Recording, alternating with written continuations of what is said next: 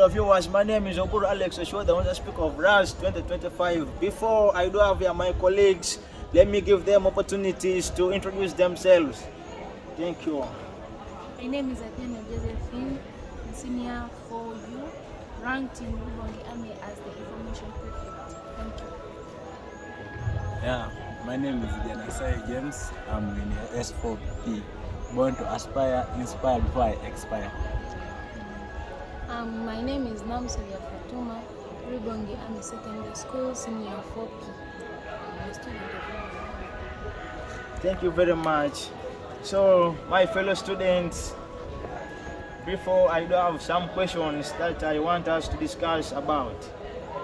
For example, and first and foremost, what inspirations fueled you to join RASS as your favorite school?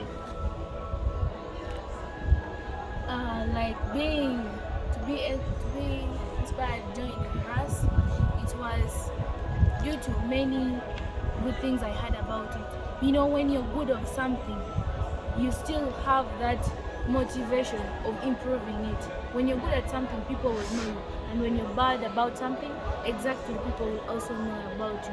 When you have the scar, that scar, you'll not lose it. A very bad scar, you'll not lose it, but if you have the good scar, it will also be there to remind you of the good deeds. So I heard about the good things. That's why we came up with joining Rubongi Army School. That will also improve our lives. Thank you. Yeah, just like my fellow student I said, we had a lot of good things about the Rubongi Army Secondary School. Me personally, what inspired me most was that the Rubongi Army was one of the most disciplined schools in Uganda. So I wanted to be one of the most disciplined people. So when I realized that Rubongi Army improves on people's talents, so I picked more interest that I may come to improve my lifestyle according to my desire of the destiny. So Rubongi Army, I saw it as like one of my personal life personalities, of which they will pave my way to my destiny. I love it. Thank you. Yeah, thank you for your views about that. You know, once you're a student, at times there are some obstacles and limitations that you people you do face. So now, what are these limitations you as a student to come across? Yeah, indeed, like students or any other person in their life, in whatever you do, whatever you go across, and whatever you want to achieve, you have challenges. Now, first, like students, most of the things that limit us at being at school, one is hunger. You know, when our parents tell us that during their days they could study without eating, so even as they want us to go through that very life they went through, which makes our studying very difficult. Because if you are attending a lesson and you have not got lunch, it gets very difficult to understand the teacher's teaching. So I think hunger is one of the most limitations that are affecting our studies as students.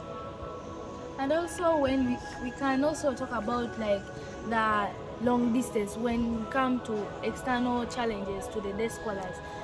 Like you come from far, like me, I come from far away from the school a little bit, but if you find it's like a bit of a challenge traveling very early in the morning. You remember the lesson starts very early by 6 and you're supposed to be in class, and you go back very late, you're going to move a long distance, you see something of the sort. It can be part of the challenge, but being planned, being critical about what plans do you have about your life, and also your parents, which plans do they have about their children's life. So in that case, we came up with an improvement of maybe joining boarding section or coming nearer to the school.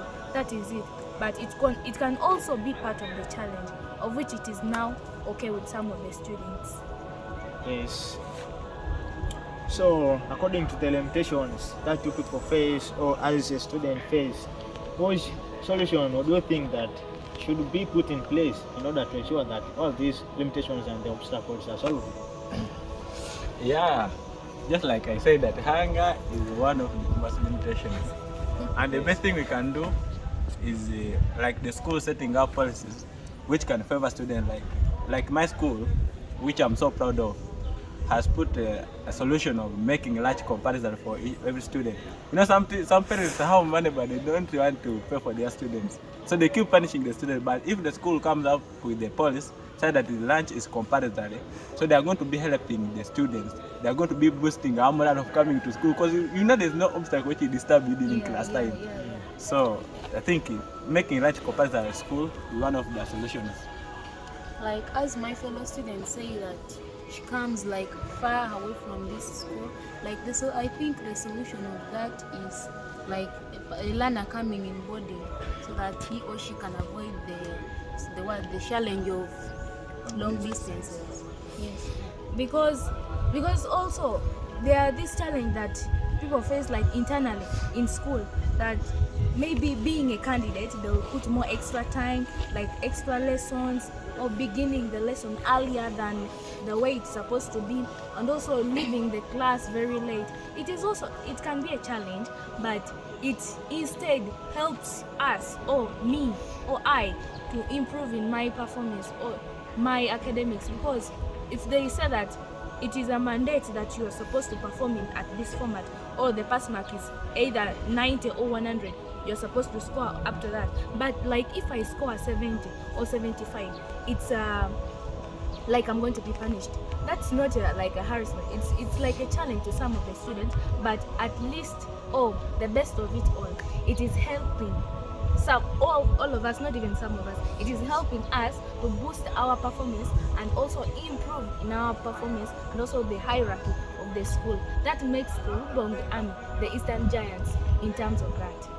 Rubong Army ranked the Eastern Giants. So now, how critical is solving these limitations? Or is it critical when you're trying to solve with the school administration? No, but I see our administration is not that bad, because our beloved head teacher, I can say she's the best of all the head teachers I've ever heard of in the entire world or Uganda, because it is good to have a parent whom you can approach, because if you have a parent who is harsh, you can't approach that parent. But my head teacher, she's the best of all. She's parental. You can approach her, and also other teachers. You approach them and you talk to them. They can give you advice in terms of, like, not only you personally, but also in terms of guidance and counseling to other students in case they are weakened in some other ways. So I appreciate our administration because they are good in any terms. Yeah. As school administration, I think it's just the best, because there's a time when you feel like you are so weakened, you are so discouraged, but because they have put guidance and counseling, they help us to, they encourage us, they boost our morale to start school. I think our administration is the best. Yeah, I think our administration is the best. Yeah. So the school administration is ever cooperative to students. Yes, thank you. Then, dear friends, I do want you people to tell me like the causes of school dropouts also, because you know there are some things that lead to school dropouts. So what are these things, or what leads to school dropouts? Fast and furious, and first and foremost, like before we come to that, first of all, school dropout is like getting out of leaving school before it's your time to leave school, and it's because of some circumstances that may limit your expectation about education. So in you to leave school, there must be a reason as to why you're leaving school. So some of the reasons may be group influence, like criticism and so forth, that you may know. That's all I can. Yeah, just like my friend I said, the criticism for me I think is the one thing that makes people drop out of school. When people start talking about you and like humiliating you, you lose the comfort, you lose the courage in public. So you feel like you no longer fit in that group. So the best decision to feel like you can take is to drop out of school. So I think criticism should be fought in school so that everyone can stay school and fight for his goal. Yeah.